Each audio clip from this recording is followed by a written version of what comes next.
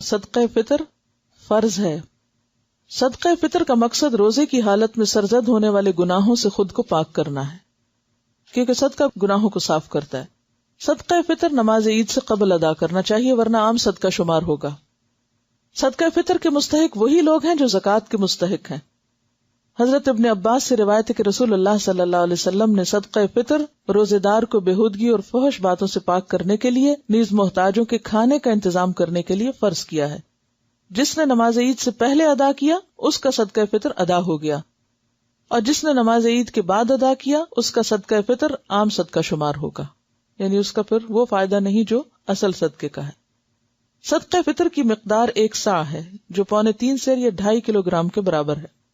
صدقہ فطر ہر مسلمان، غلام ہو یا آزاد، مرد ہو یا عورت، چھوٹا ہو یا بڑا، روزہ دار ہو یا غیر روزہ دار، صاحب نصاب ہو یا نہ ہو، سب پر فرض ہے.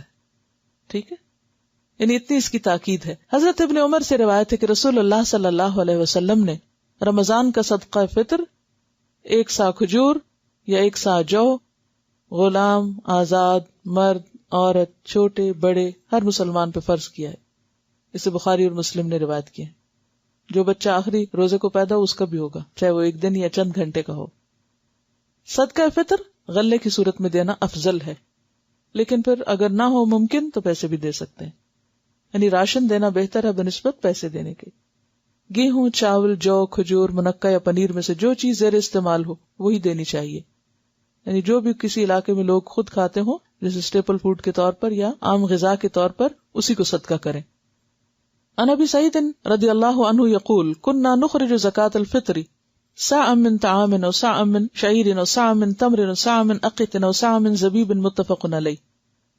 حضرت ابو سعید رضی اللہ عنہ فرماتے ہیں کہ ہم صدقہ فطر 1 صاع غلہ یا 1 صاع جو یا 1 صاع کھجور یا 1 صاع پنیر یا 1 صاع منقع دیا کرتے تھے. منقع کیا ہوتا ہے؟ انگور، ڈرائی انگور ہوتے ہیں نا جو بڑے والے. اسے بخاری اور مسلم نے روایت کیا ہے. صدقہ فطر ادا کرنے کا وقت آخری روزہ افطار کرنے کے بعد شروع ہوتا ہے، لیکن عید سے 1 یا 2 دن پہلے بھی ادا کر سکتے ہیں. صدقہ فطر گھر کے سرپرست کو گھر کے تمام افراد، بیوی، بچوں اور ملازموں کی طرف سے ادا کرنا چاہیے. حضرت نافع سے روایت ہے کہ ابن عمر گھر کے چھوٹے بڑے تمام افراد کی طرف سے صدقہ فطر دے دیتے تھے، یعنی اگر آپ کے ہسبینڈ اگر آپ کا بھی دے دیں تو بہت اچھی بات ہے، حتیٰ کہ میرے بیٹوں کی طرف سے بھی دے دیتے تھے. اور ابن عمر ان لوگوں کو دیتے تھے جو قبول کرتے، اور عید الفطر سے 1 یا 2 دن پہلے دے دیتے تھے. وہ کیوں؟ تاکہ جو ضرورت مند لوگ ہیں وہ اپنی ضرورت پوری کر سکیں اور اطمینان سے عید منا سکیں. شوہر اور بیوی دونوں ملازمت کرتے تو صدقہ فطر کون دے؟ دونوں میں سے جو چاہے دے، لیکن کوئی ایک ضرور دے دے. کوئی بھی دے سکتا ہے، اس کا ملازمت سے کوئی تعلق نہیں ہے. ٹھیک ہے.